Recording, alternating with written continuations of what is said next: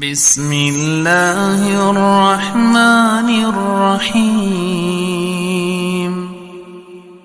والشمس وضحاها والقمر إذا تلاها والنهار إذا جلاها والليل إذا يغشاها والسماء وما بناها والأرض وما طحاها ونفس وما سواها فألهمها فجورها وتقواها قد أفلح من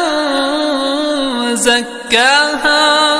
وقد خاب من دساها كذبت ثمود بطغواها إذ